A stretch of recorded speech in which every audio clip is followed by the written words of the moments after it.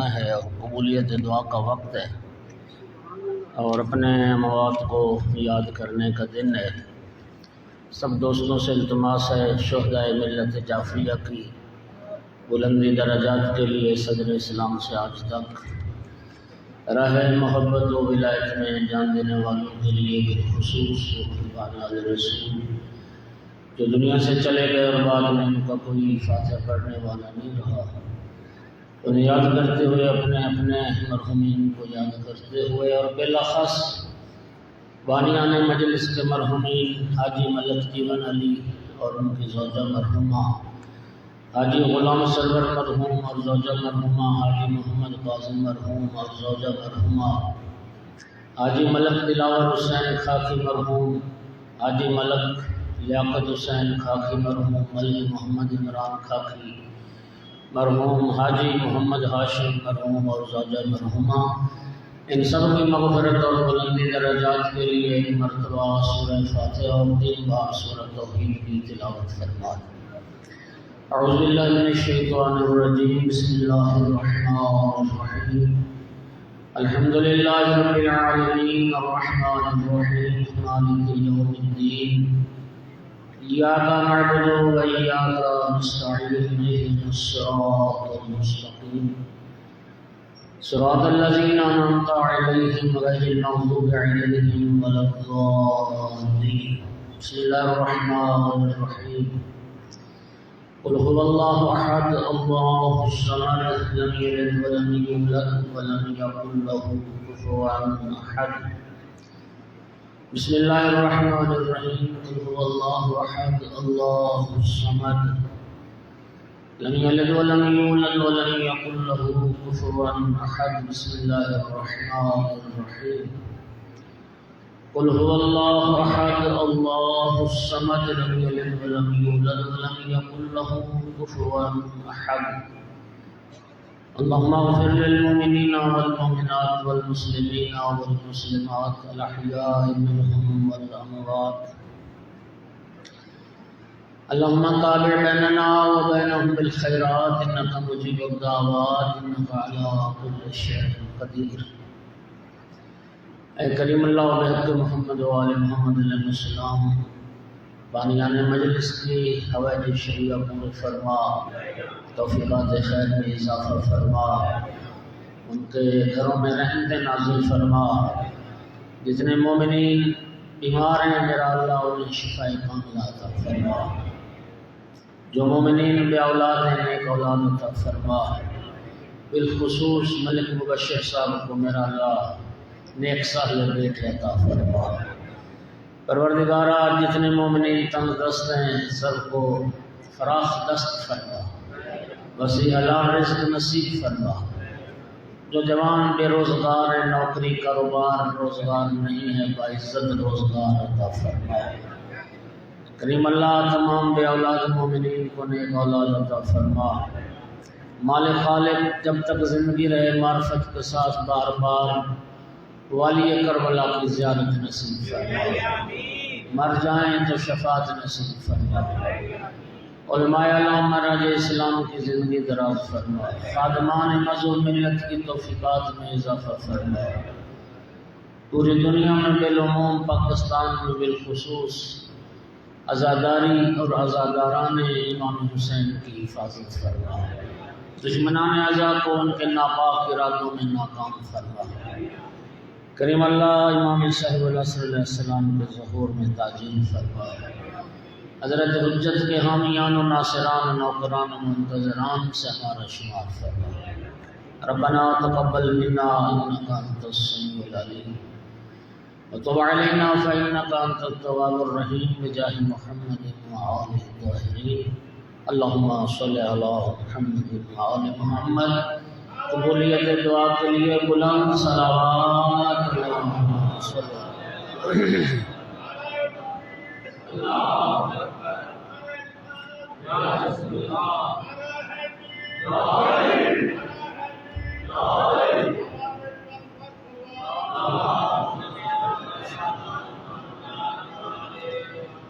اعوذ باللہ من الشیطان اللعین الرجیم، بسم اللہ الرحمن الرحیم۔ الحمد لله رب العالمين والعاقبة للمتقين والجنة للمؤمنين والنار للمنافقين. الحمد لله الذي جعلنا من المتمسكين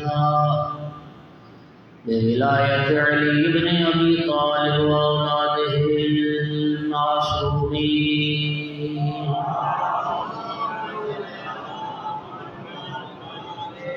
الحمد لله الذي جعلنا من الباقين على سيد الشهداء وأولاده وأصحابه المظلومين.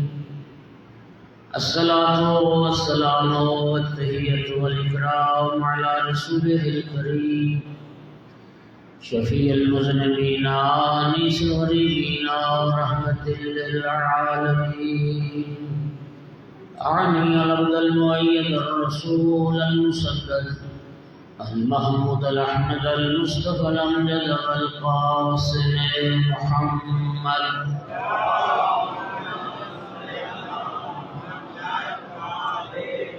ثم الصلاة والسلام والتحية والإكرام على آله الطيبين الطاهرين المعصومين المنتجبين المنتخبين المظلومين، واللعنة الدائمة على أعدائهم الملعونين من يوم عداوتهم إلى قيام يوم الدين وبعد يوم الدين. أما بعد، فقال سبحانه وتعالى في كتابه المجيد: بسم الله الرحمن الرحيم. يا أيها الذين آمنوا أطيعوا الله وأطيعوا الرسول وأولي الأمر منكم. صلوات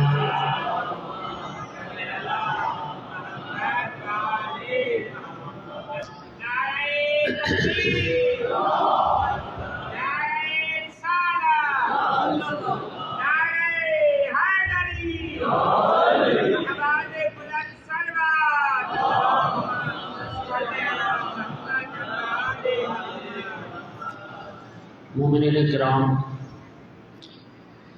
پیغمبر کے اہل بیت قرابت دار جن کی مودت اللہ نے قرآن پاک میں واجب کی ہے، انہی کی اطاعت بھی اللہ نے واجب کی. آیت اطاعت میں نے تلاوت کی ہے. جب یہ آیت نازل ہوئی تو جابر بن عبداللہ انصاری نے پوچھا: یا رسول اللہ، وہ صاحبان عمل کون ہیں جن کی اطاعت ہم پر واجب کی گئی؟ آواز ٹھیک آ رہی؟ وہ صاحبان عمل کون ہیں جن کی اطاعت ہم پر واجب کی گئی؟ سرکار دو عالم نے مولا امیر المومنین علیہ السلام سے لے کر امام ہادی مہدی اجل اللہ فرجہ الشریف تک ایک ایک امام کا نام، لقب، کنیت ذکر کر کے بتایا کہ یہ ہیں صاحبان عمر جن کی اطاعت تم پر واجب کی گئی. سرکار دو عالم ایک ایک امام کا نام، لقب، کنیت ذکر کرتے آئے. پانچویں امام کا ذکر آیا تو فرمایا: جابر، اللہ تمہیں ایک لمبی زندگی دے گا اور تمہیں اس وقت تک موت نہیں آئے گی جب تک تم میرے پانچویں جانشین کی زیارت نہیں کرتے. تو میرے پانچویں جانشین سے ملاقات کرنا، میں محمد کے سلام میرے بیٹے محمد باقر کو پہنچا.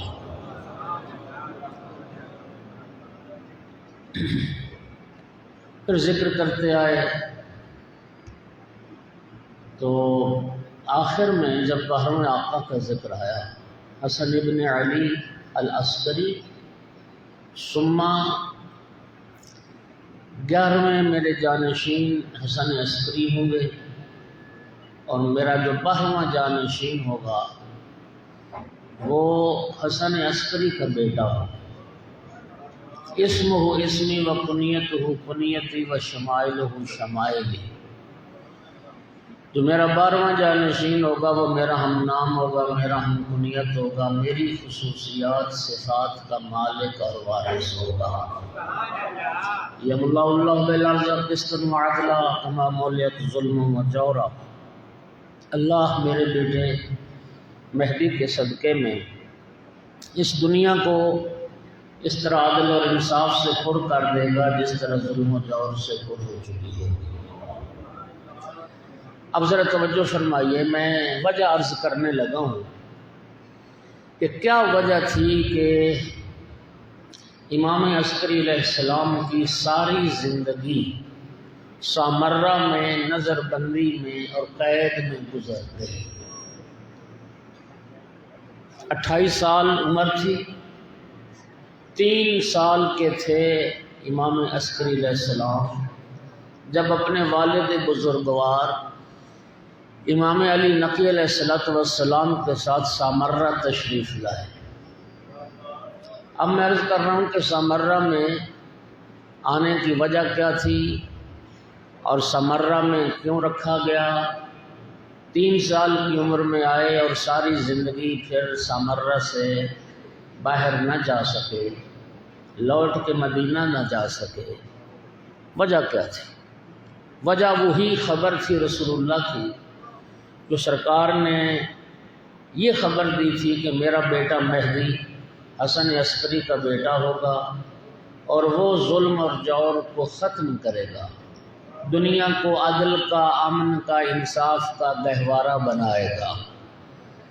جس طرح فرعون کو نجومیوں نے یہ خبر دی تھی کہ ایک بچہ پیدا ہونے والا ہے جو تیرے اس تخت و تاج کو نیست و نابود کر دے گا، تیرے ظلم کی اس حکومت کا خاتمہ کرے گا، اور فرعون نے پھر 70,000 بچہ بنی اسرائیل کا ذبح کروا دیا تاکہ وہ موسیٰ دنیا میں نہ آنے پائے۔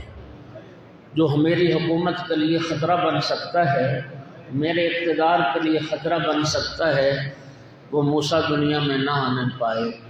رب نے بھی فرمایا فرعون یاد رکھ، اسی موسیٰ کو میں تیری گود میں پروان نہ چڑھاؤں تو میں خدا۔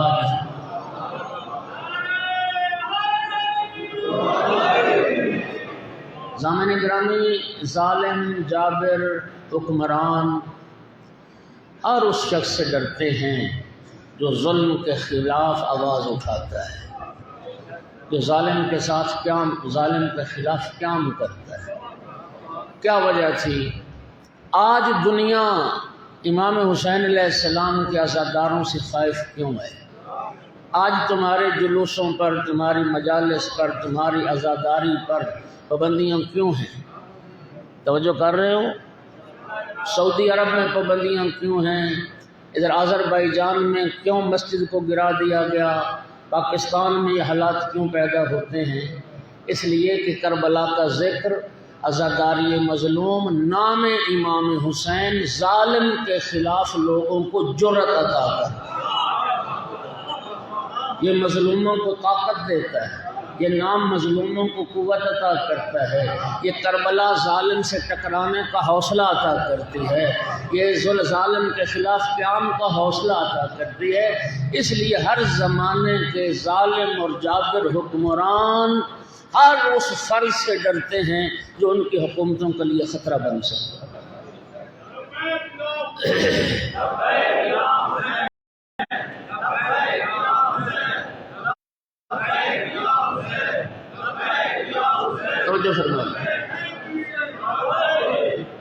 عباسی حکمرانوں نے امام علی نقی علیہ السلام کو اسی لیے سامرہ میں طلب کیا، انہیں پتہ تھا کہ رسول اللہ یہ خبر دے کے گئے اس امام علی نقی علیہ السلام کا بیٹا ہوگا حسن عسکری، اور حسن عسکری کا بیٹا ہوگا امام مہدی جو ہماری حکومتوں کے لیے خطرہ بن سکتا ہے۔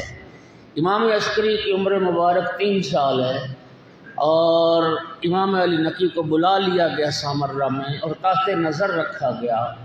توجہ چاہوں گا میرے دوستو، اور زندگانی امام کی قید میں گزر گئی، نظر بندی میں گزر گئی، صرف اس لیے کہ وہ مہدی دورہ دنیا میں نہ آنے پائے۔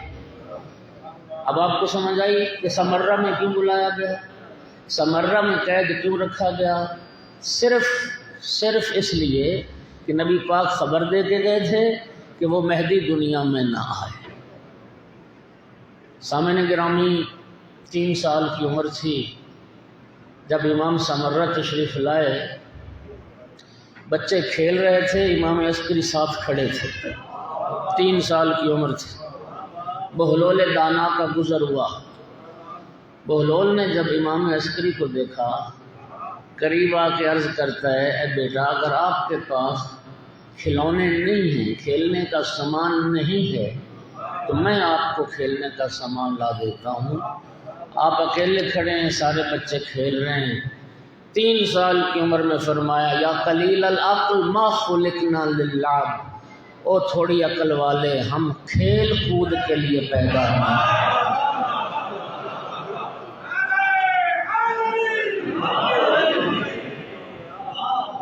اے قلیل العقل، ہم کھیل کے لیے نہیں پیدا کیے گئے۔ حیران ہو گیا بہلول، عرض کرتا ہے، پھر آپ کس لیے خلق ہوئے ہیں؟ فرمایا خلقنا للعلم والعبادہ، فرمایا بندگان خدا کو علم دینے کے لیے، اللہ کی بندگی کرنے کے لیے۔ ہماری غرض خلقت خلق خدا کو علم دینا ہے، اور ہم اللہ کی بندگی کے لیے خلق ہوئے۔ اس کے بعد بہلول کہتا ہے کہ آپ تو بڑے دانا ہیں، مجھے کوئی نصیحت فرمائے۔ امام عسکری علیہ السلام نے نصیحت پر مبنی چند اشعار پڑھے، توجہ ہو رہی ہے حضرات؟ اور اشعار جو پڑھے، خود امام عسکری بھی رونے لگ گئے۔ بہلول اور حیران ہوا کہ آپ کیوں روتے ہیں؟ فرمایا خوف خدا سے، خشیت الہی سے۔ آپ تو بچے ہیں، جملہ سنو گے، یہ ہماری نصیحت کا سامان ہے۔ امام نے فرمایا، میں اس لیے روتا ہوں، میں اکثر اپنی ماں کو دیکھتا ہوں جب چولہے میں آگ روشن کرتی ہے تو پہلے چھوٹی چھوٹی لکڑیوں کو آگ لگاتی ہے، جب چھوٹی لکڑیاں آگ پکڑ لیتی ہیں تو پھر اس پہ بڑی لکڑیوں کو رکھتی ہے۔ فرمایا میں ڈرتا ہوں کہیں ہم جہنم کی وہ چھوٹی لکڑیاں نہ بن جائیں۔ بہلول رونے لگ گیا، آپ تو معصوم ہیں، بچے ہیں، آپ ہمیں نصیحت فرمائیں، ہمیں موعظہ فرمائیں۔ امام نے موعظہ فرمایا، بہلول بھی رونے لگ گیا، بہلول بھی گریہ کرنے لگ گیا۔ سامعین گرامی، منصب امامت منصب ہدایت ہے۔ امام علی نقی علیہ السلام کی شہادت کے بعد امام عسکری علیہ السلام کا دور امامت شروع ہوا ہے، اور امام عسکری علیہ السلام کا جو دور امامت ہے وہ 6 سال ہے ٹوٹل۔ 28 سال عمر ہے ٹوٹل امام کی، 22 سال کے تھے امام عسکری جب امام علی نقی علیہ السلام کی شہادت ہوئی ہے، اور 6 سال امام حسن عسکری علیہ السلام کا دور امامت تھا۔ صلوات ایک سارے پڑھو غلام اللہ۔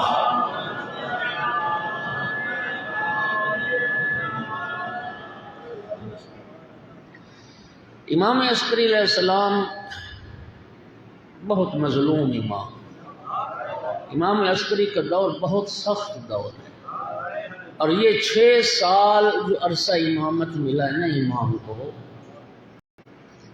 اس میں بھی ایک راز یہ تھا، ایسا نہیں تھا کہ عباسی حکمرانوں نے خوشی سے امام کو ڈھیل دی ہے، مہلت دی ہے، نہیں۔ اس 6 سال کے امام کے دور امامت میں 3 عباسی حکمران قتل ہوئے ہیں اور واصل جہنم ہوئے ہیں۔ معتز باللہ واصل جہنم ہوا ہے، محتدی باللہ واصل جہنم ہوا ہے۔ ایک نے امام کے قتل کا ارادہ کیا، امام تک خبر پہنچی، امام نے فرمایا مطمئن رہو یہ مجھے قتل نہیں کر پائے گا۔ دوسرے دن خبر آ گئی کہ ترکی غلاموں نے معتز کو قتل کر دیا۔ اس کے بعد محتدی اقتدار میں آ گیا۔ اب محتدی نے اقتدار جو سنبھالا، پھر امام کے در پہ ہو گیا، پھر امام کے قتل کے ارادے بنائے۔ امام نے فرمایا یہ بھی اپنے ارادے میں کامیاب نہیں ہوگا، اور 1 سال کے بعد پھر محتدی بھی واصل جہنم ہو گیا، وہ بھی قتل ہو گیا۔ تو یہ جو 6 سال امام کو ملا ہے نا وقت، تو وہ بھی صرف اس لیے کہ خود بنی عباس جو تھے ان کا اقتدار مستحکم نہیں تھا، ان کے حکمران تبدیل ہو رہے تھے جلدی جلدی، اور تھوڑا تھوڑا وقت انہیں اقتدار اور حکومت کا مل رہا تھا۔ اب آپ امام کا ذرا مشکلات کا اور شیعیان اہل بیت کی مشکلات کا ذرا تصور فرمائیں کہ کتنا مشکل دور تھا۔ سامرہ سے امام کو بحر جانے کی اجازت نہیں تھی، ہر سوموار اور جمعرات 2 دن امام کو عباسی دربار میں حاضر کیا جاتا تھا، یعنی امام کی حاضری لگتی تھی کہ کہیں امام سامرہ سے باہر تو نہیں چلے گئے، اور امام کے ساتھ ملاقات کرنے والوں پہ نظر رکھی جاتی تھی۔ یقین فرمائیں آپ حیران ہو جائیں گے کتنا مشکل دور تھا شیعوں، کہ جمعرات اور سوموار 2 دن امام کی سواری جب چلتی تھی نا ان عباسیوں کے دربار میں جانے کے لیے، تو اس دن بیچارے مومنین شیعہ حسرت کر کے آتے تھے کہ سر راہ چل کے کھڑے ہو جاتے ہیں سڑک کے کنارے، آقا کی سواری گزرے گی تو چلو دور سے ہی آقا کو سلام کر دیں۔ بعض مومنین نے ارادہ کیا کہ کل آقا کی سواری گزرے گی تو ہم سر راہ چل کے امام کو دور سے سلام کر لیں۔ امام کی طرف سے پیغام آ گیا ان مومنین کے لیے جو یہ قصد کر چکے تھے کہ کل ہم دور سے آقا کو سلام کریں گے، آقا کی طرف سے پیغام آ گیا کوئی مجھے ہاتھ سے اشارہ نہ کرے، اگر کسی نے ہاتھ سے یوں ہاتھ اٹھا کے بھی سلام کیا اس کو قتل کر دیا جائے۔ اس لیے کہ عباسی خائف تھے شیعیان آل رسول سے، وہ کسی کے بارے میں شبہ بھی ہو جاتا تھا کہ یہ اہل بیت کا پیروکار اور شیعہ اس کو قتل کروا دیتے تھے۔ امام نے فرمایا صرف میری زیارت کر لینا، کوئی ہاتھ سے اشارہ بھی نہ کرے اور کوئی مجھے سلام بھی نہ۔ آپ تصور کر سکتے ہو کتنا مشکل دور۔ سامعین گرامی، یہ جو آپ سنتے ہو نا کہ امام زمانہ کی غیبت، یہ غیبت صغریٰ، یہ غیبت صغریٰ کا دور تو امام علی نقی کے زمانے سے شروع ہو گیا تھا۔ جب سے امام علی نقی سامرہ میں بلائے گئے، بہت تھوڑے شیعوں نے امام علی نقی علیہ السلام کی زیارت کی تھی، اور ان سے بھی کم شیعوں نے امام حسن عسکری علیہ السلام کی زیارت کی تھی۔ عملی طور پر تو یہ غیبت کا دور شروع ہو چکا تھا، بہت کم افراد ہیں جنہوں نے امام حسن عسکری علیہ السلام کی زیارت کی، لیکن تشیع کو باقی رکھنا ہے، تبلیغات مذہب کو بھی باقی رکھنا ہے، اور شیعوں کی حفاظت بھی فرمانی ہے۔ تو کیا کیا؟ امام علی نقی علیہ السلام کے زمانے سے پھر امام عسکری تک ایک وکلا کا نظام امام نے قائم کیا ہے۔ جو شیعہ نشین علاقے تھے، جہاں شیعہ زیادہ رہتے تھے، خراسان میں، قم میں، اہواز میں، جی اسی طرح بیہق میں اور دور دور علاقوں میں، وہاں پہ پھر امام عسکری علیہ السلام نے اپنے وکیل مقرر کیے تھے، اپنے نمائندے بنائے تھے، ان نمائندوں کے ذریعے شیعوں کا امام وقت سے رابطہ ہوتا تھا۔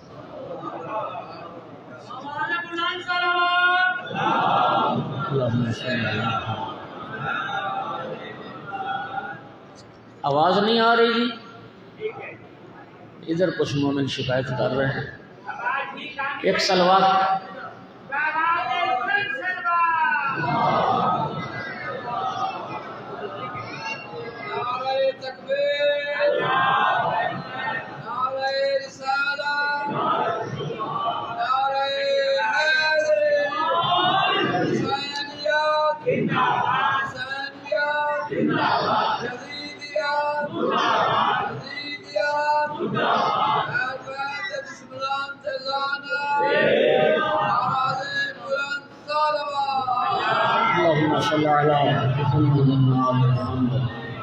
توجہ ہو رہی حضرات؟ تو وکلاء کے ذریعے سے امام وقت کا پھر شیعوں سے رابطہ تھا۔ آپ جانتے ہیں عثمان بن سعید یہ امام حسن عسکری علیہ السلام کے وکیل بھی تھے، پھر امام زمانہ کے نائبین نواب اربع میں سے پہلے نائب بھی تھے۔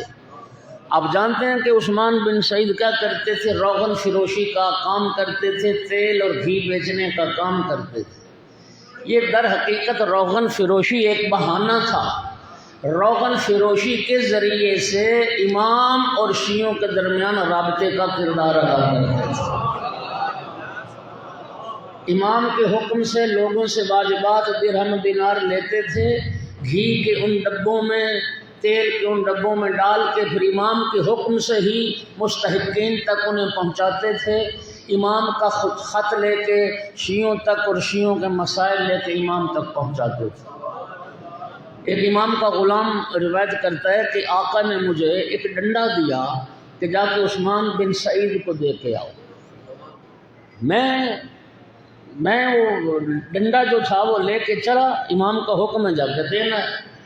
تو راستے میں وہ پانی اس وقت جو مشکیزوں پہ لاتے تھے، گلی ایک تنگ تھی سامرہ کی، تو اس تنگ گلی سے وہ ایک پانی کی مشکیزیں لادے ہوئے تھا اپنے گدھے پر، تو وہ گلی میں آ کے ایسے راستہ رک گیا، راستہ بند ہو۔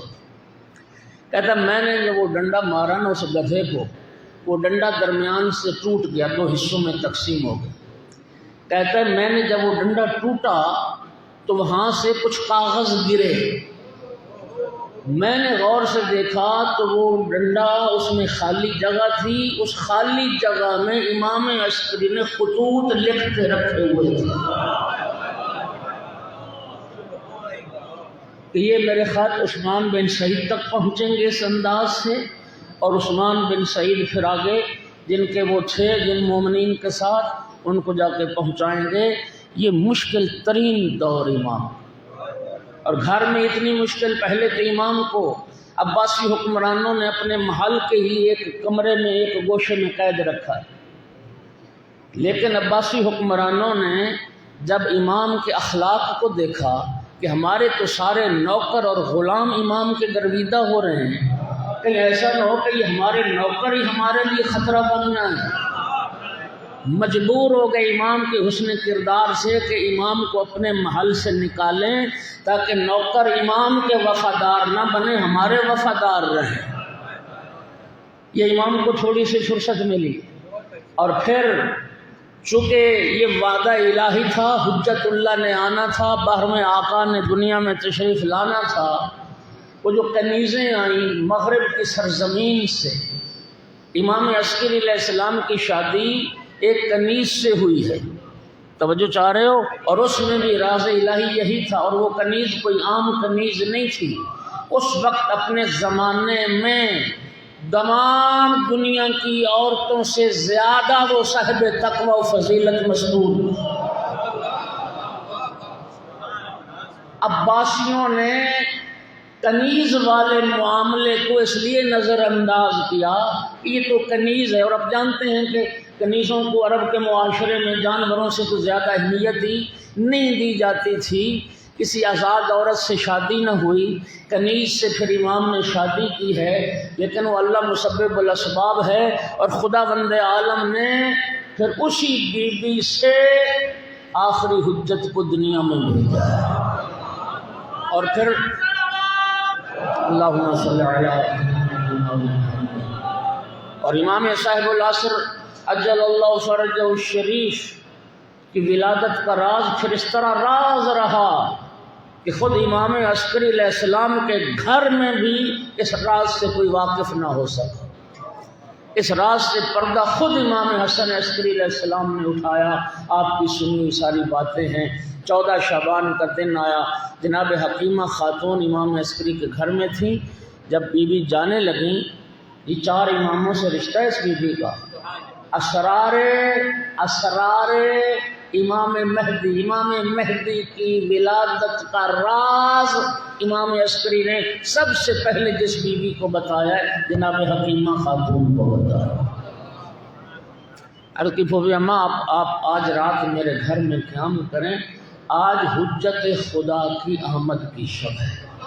جناب حکیمہ اللہم صلی اللہ علیہ وسلم، جناب حکیمہ خاتون نے تعجب کیا کہ بیٹا کس سے ولادت ہونی ہے؟ فرمایا نرجس خاتون کے وطن سے، تو بی بی کہتی میں تو کوئی ولادت کے آثار نہیں پاتی۔ نرجس نے فرمایا پھوپھی اماں یہ راز الہی ہے۔ ایک صلوات پڑھ دو محمد و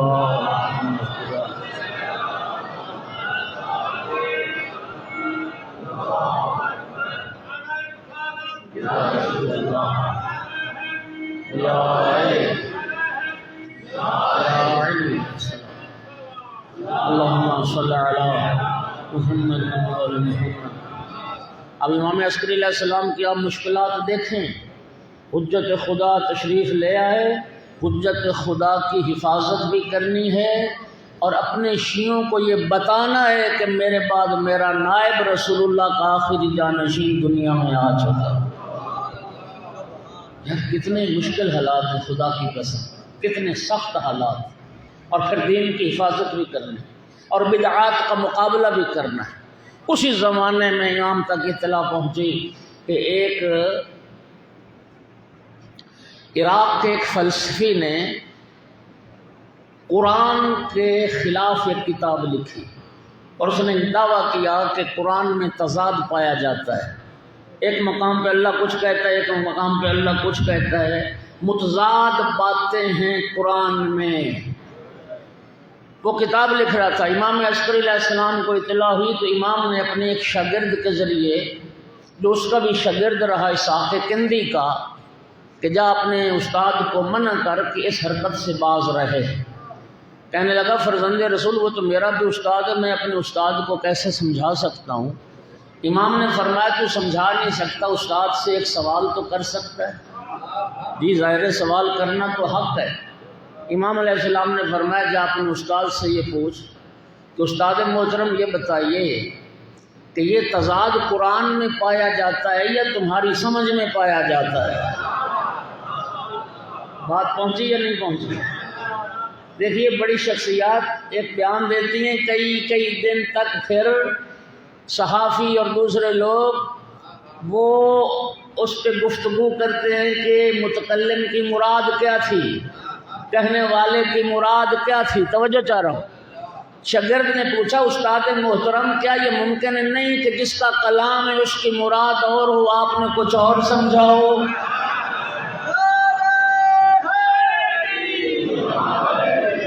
فلسفی تو تھا، قلم جیسے اس نے سنا نا تو قلم دانتوں میں دبایا، حیرت کے سمندر میں ڈوب گیا۔ کہنے لگا سچ سچ بتا یہ سوال تجھے کس نے بتایا ہے؟ یہ سوال کہاں سے آیا؟ کہتا بس یوں ہی میرے ذہن میں یہ بات آئی ہے۔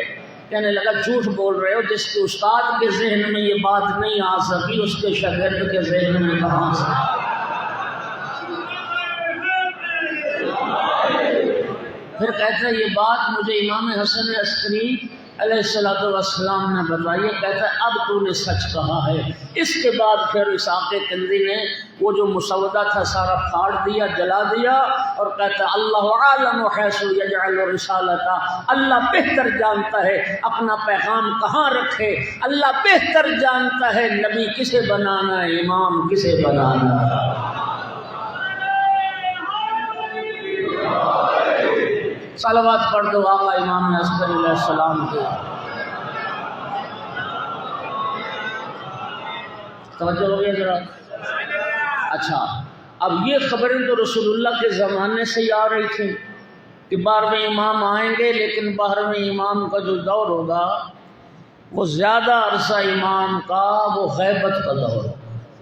سب ائمہ نے غیبت کی خبریں دی۔ امام عسکری علیہ السلام نے، توجہ کیجیے گا، چونکہ امام علی نقی علیہ السلام سے وہ زمانہ امام زمانہ کا قریب تر ہو گیا تھا۔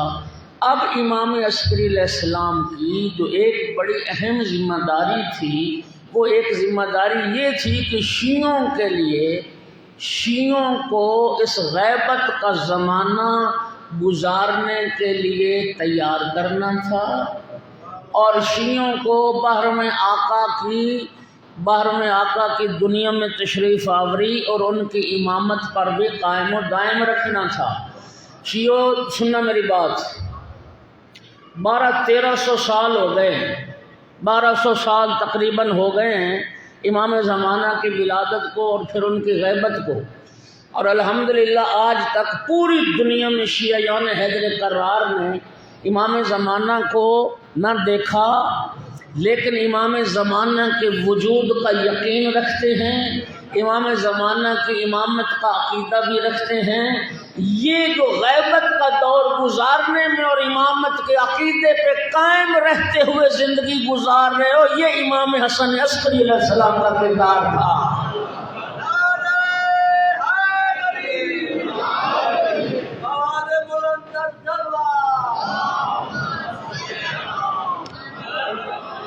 یہ امام حسن عسکری علیہ السلام کا کردار تھا۔ اس غیبت کے زمانے میں ہمیں یقین ہے باہر آقا تشریف رکھتے ہیں دنیا میں، کیوں؟ رسول اللہ نے فرمایا تھا لولا الحجت لصاخت الارض بحالہا، حجت خدا کا وجود نہ ہو تو یہ ارض و سما فاسد ہو جاتے۔ یہ کائنات کی بقا، یہ ارض و سما کا باقی رہنا امام زمانہ کے وجود پر سب سے بڑی دلیل۔ اللہم صلی۔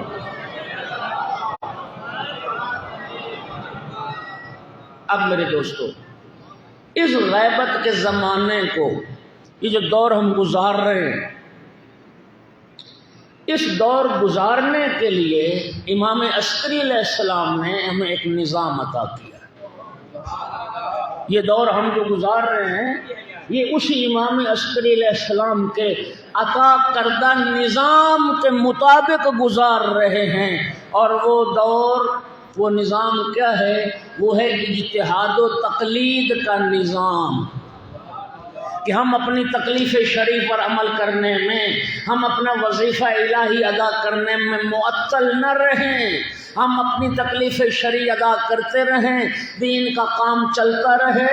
اس کے لیے جو امام نے اس غیبت کے زمانے میں نظام عطا کیا، اسی نظام کو کہتے ہیں نظام مرجعیت، نظام اجتہاد و تقلید۔ گیارہویں آقا نے یہ فرمایا اما من کان من الفقہاء صائنا لنفسہ حافظا لدینہ مخالفا لہواہ ومطیعا لامر مولاہ فللعوام ان یقلدوہ۔ امام چلے جائیں گے پردہ غیب میں، پھر دین کس سے سیکھو گے؟ پھر دین تمہیں کون بتائے گا؟ پھر دین کے لیے کدھر رجوع کرنا؟ فرمایا من کان من الفقہاء، فقہاء کی طرف رجوع کرنا، اور ہر فقیہ نہیں، ہر فقیہ کی طرف رجوع نہیں کرنا۔ جیسے آج دنیا کہتی ہے جی فلاں فقیہ نے تو دیا ہے فتویٰ، وہ فلاں مولا ہو، اپنے مولا کے حکم کی اطاعت کرنے والے ہوں، مخالفاً لہوا ہو، خواہشات نفسانی کی مخالفت کرنے والے ہوں۔ امام عسکری فرما گئے فللعوام یقلدوہ، اس غیبت کے زمانے میں عوام کا یہ فریضہ ہے، عوام کا کہ اس فقیہ کی تقلید کرے۔ اب تقلید کیا ہے؟ نہ شرینی دینی پڑتی ہے، نہ چڑھاوا چڑھانا پڑتا ہے۔ تقلید کسے کہتے ہیں؟ اس جامع شرائط فقیہ کے فتوے پر عمل کرنے کا نام تقلید ہے۔ مرضی سے عمل کرو گے، قیامت کے دن خود جواب دہ ہونا پڑے گا۔ فقیہ کے فتوے پر عمل کرو گے، فقیہ جانے، امام جانے، خدا جانے۔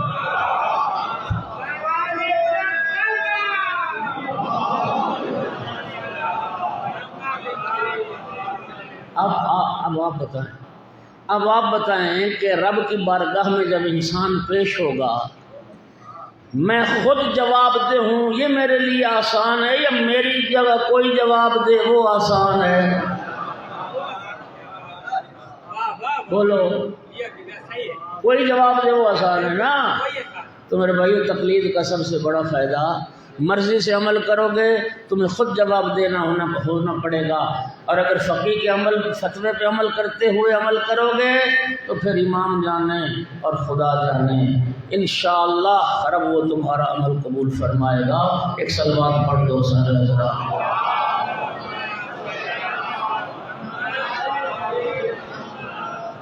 اور خوش نصیب و شیعو، یہ نظام امامت صرف اہل تشیع میں ہے۔ ایک بات ذرا سننا غور سے، اگرچہ یہ حدیثیں شیعہ سنی کی کتابوں میں ہیں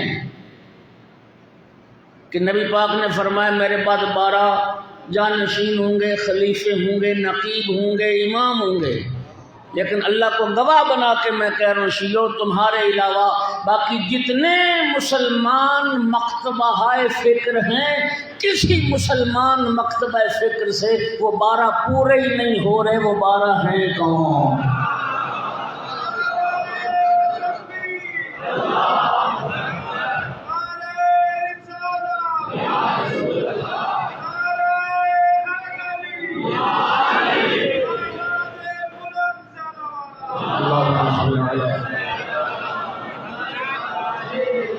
جو کر رہے ہو نہیں پورے ہو رہے 12 کسی سے۔ بعض لوگوں نے حکومت اقتدار کو ہی امامت کی شرط سمجھا، پھر ملا علی قاری جیسے لوگوں نے یزید کو بھی چھٹا امام لکھ دیا اپنا۔ پھر سارے مسلمان تو بغیرت نہیں تھے نا، انہوں نے سوچا کہ یزید جیسا فاسق و فاجر قاتل نفس محترمہ شراب خور، کیا یہ بھی وہ ہو سکتا ہے کہ جس کی معرفت کے بغیر بندہ کافر مرتا ہو؟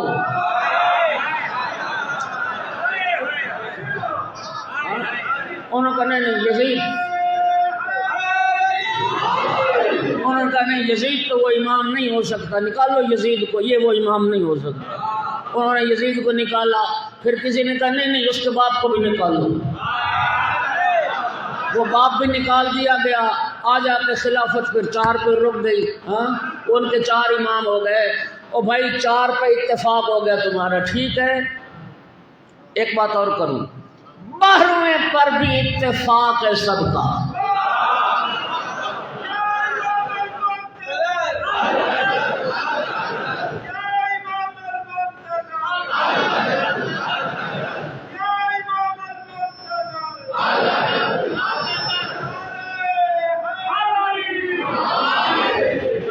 12ویں پر بھی اتفاق ہے۔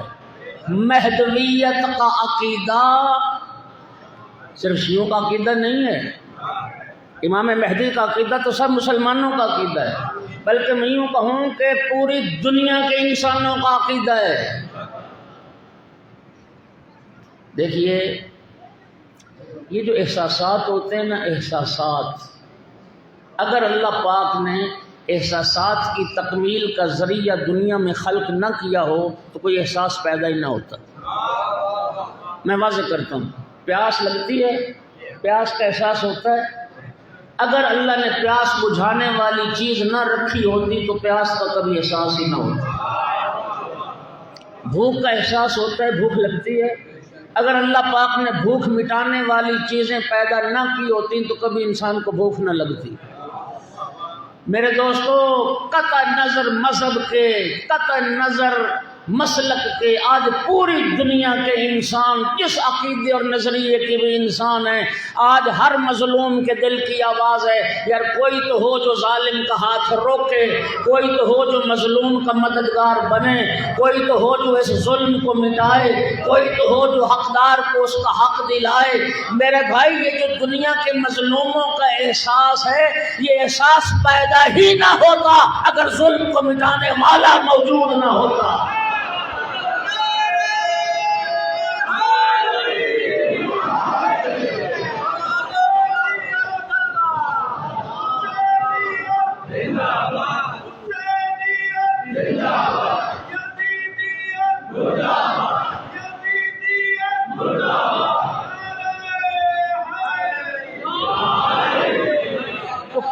کوئی ہستی ظلم کو ختم کرنے والی، عدل کو قائم کرنے والی ہے تو تبھی تو سب کا یہ احساس ہے۔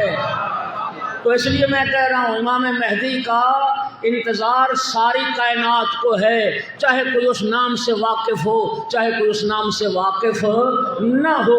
یہ دنیا کی تمنا ہے کہ کوئی آئے اور ظلم کو مٹا دے، عدل کو قائم کر دے، تو امام مہدی پہ تو سب کا اتفاق ہے، کم از کم سارے مسلمانوں کا اتفاق ہے۔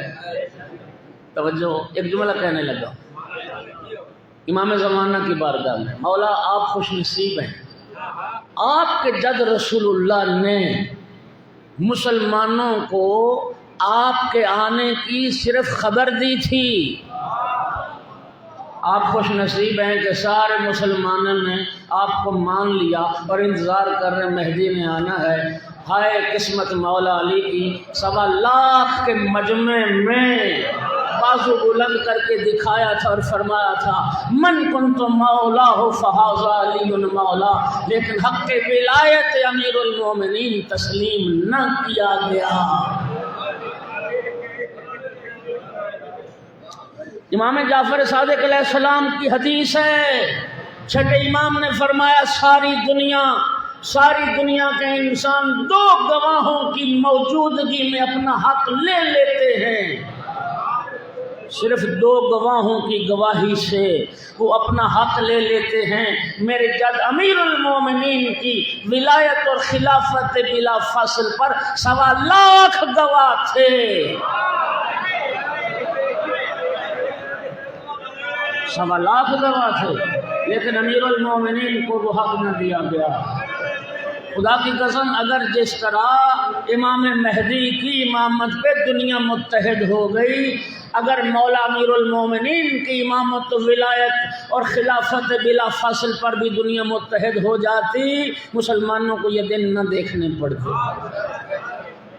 ملل اور نحل کو پڑھ لو، علماء نے لکھا مسلمانوں میں جتنا قتل و کشتار اس مسئلہ امامت پر ہوا ہے، کسی مسئلے پر اتنا قتل نہیں ہوا ہے، کسی مسئلے پر اتنا خون نہیں بہایا گیا، کسی مسئلے پر اتنے انسان قتل نہیں ہوئے جتنا اس مسئلہ امامت پر قتل ہوئے، اور آج تک ہو رہے ہیں، آج تک ہو رہے ہیں۔ یہ جو قندوز میں 2 ہفتے پہلے واقع ہوا، وہ جو مسجد میں جامع مسجد میں بم بلاسٹ کیا گیا، وہاں جو شیعیان امیر المومنین کو قتل کر دیا گیا، ان کا جرم کیا تھا؟ یہی جرم تھا کہ وہ رسول اللہ کے بعد خلیفہ بلا فصل مولا علی کو مانتے تھے۔ 1.25 لاکھ کے مجمع میں اعلان کیا رسول اللہ نے، من کنت مولا فہذا، یہ خلیفۃ بلا فاصل، جاہل دہشت گرد بیٹھ کے کہتے ہیں یہ خلیفۃ بلا فاصل دہشت گردی ہے، اذان ختم کروائیں گے، اپنی جہالت کا علاج کرو۔ علماء کی موجودگی میں بات کر رہا ہوں ذمہ داری سے۔ فہذا علی مولا میں یہ جو فا ہے، یہ فا تصریح کے لیے آتی ہے، صورت کے لیے آتی ہے، خلیفۃ بلا فاصل اسی فہذا علی مولا کا ترجمہ ہے۔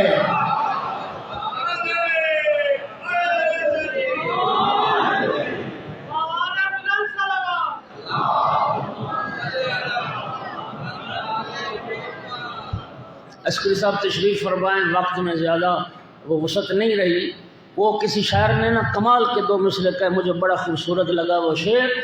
وہ کسی نے کہا تھا کہ خم پہ علی کا ہاتھ، خم پہ علی کا ہاتھ جنہوں نے بھلا دیا، شامل ہے ان کا ہاتھ بھی قتل حسین میں،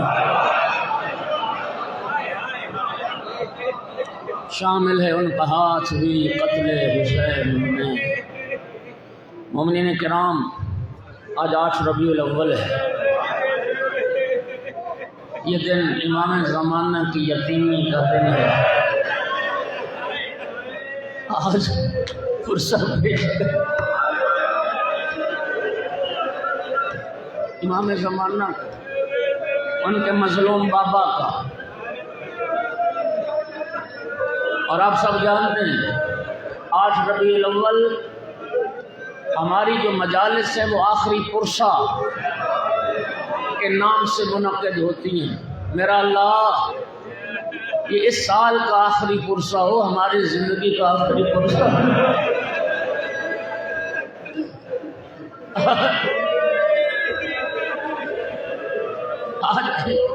آج کی رات آئے گی، وہ سلسلہ عزاداری جو 1 محرم کا چاند نظر آنے سے شروع ہوا تھا، بظاہر آج اس سلسلے کی آخری مجلس ہے، آخری مجلس ہے، لیکن میں فرزند زہرا کی بارگاہ میں کریم کربلا کی بارگاہ میں آل رسول شہیدان کربلا کی بارگاہ میں عرض کروں گا، اے فرزند رسول ہمیں معاف کر دینا، اے فرزند رسول ہمیں معاف کر دے گا۔ جو حق تھا نا آپ کے رونے کا، وہ حق ہم ادا نہ کر سکے، جو حق تھا آپ کی عزاداری کا وہ حق ہم سے ادا نہ ہوا۔ فرزند رسول ہم آپ کا رو نہ سکے، ہم آپ کا ماتم نہ کر سکے جو حق بنتا تھا۔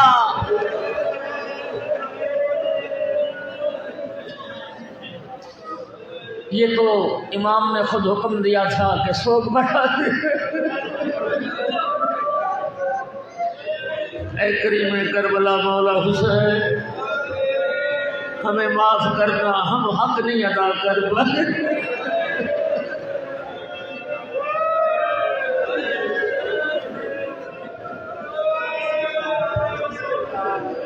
امام زمانہ کی یتیمی، 5 سال کا امام یتیم ہو گیا۔ 5 سال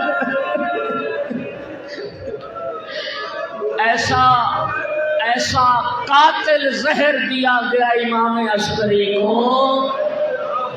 ایک دفعہ پھر سنو میں کیا کہہ رہا ہوں، عمر کتنی تھی؟ 28 سال۔ 28 سال کا کڑیل جوان ہوتا ہے، حیدر کرار کا بیٹا ہو، مولا علی کی طاقت شجاعت کا وارث ہو۔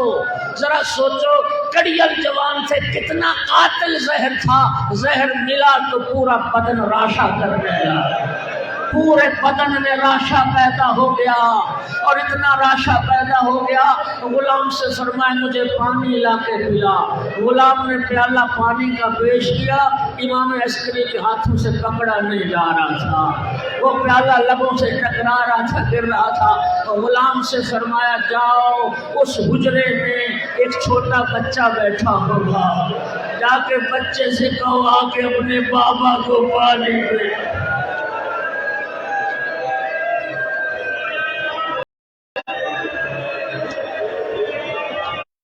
تیرے زمانے کا امام آیا، تیرے زمانے کا امام آیا۔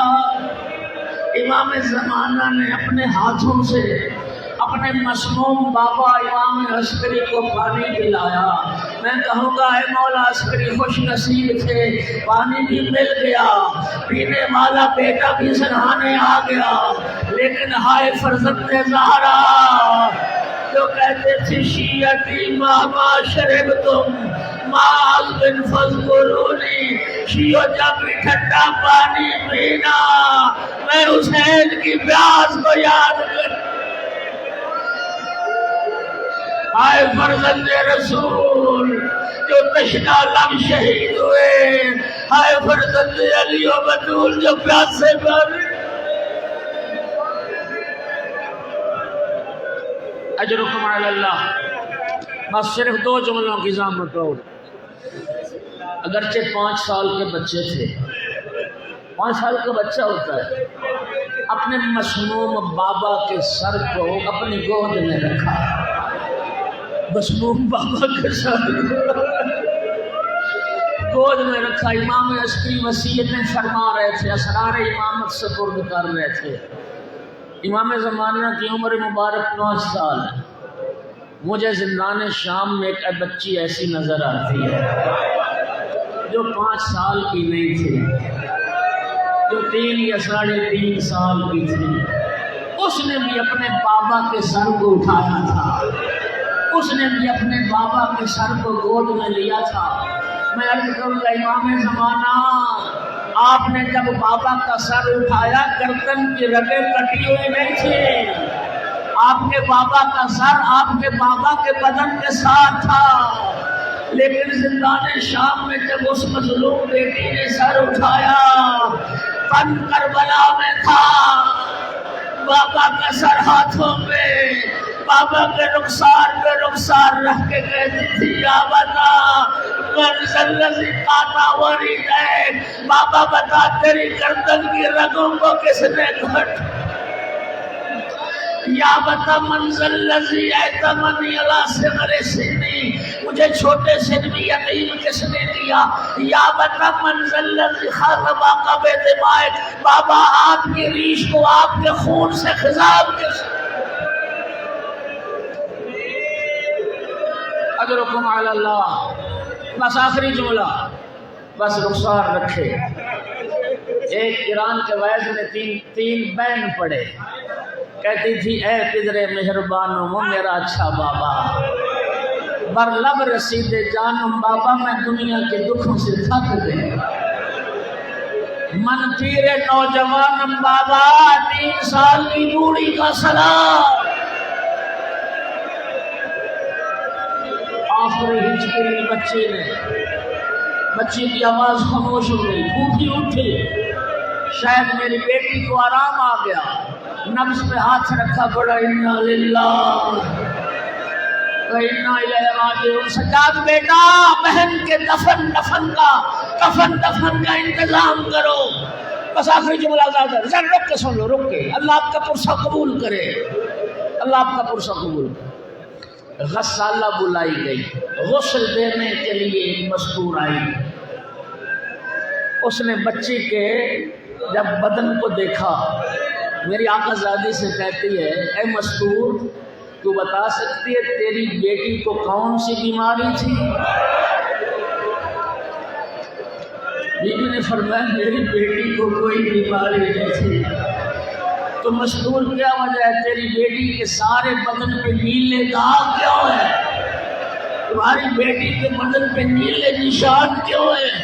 فرمایا میری بیٹی بیمار نہیں تھی، یہ نشان تازیانوں کے، یہ نشان تماچوں کے، یہ ظلم جو نانا کی امت کرتی رہی.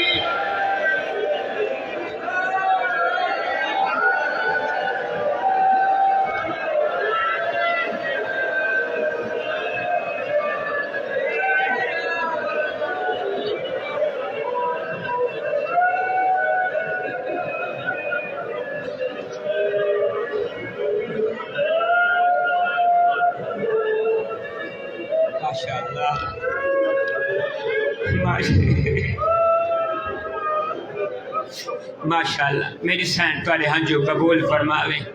جو حجات گھن کے آئے اللہ تعالیٰ تمام دے حجات پورے فرماوے. اللہ میں سمیت سارے کو 14 معصومین دا زوار بناوے. اللہ ایک کرونا بیماری کو دور فرماوے. اللہ جو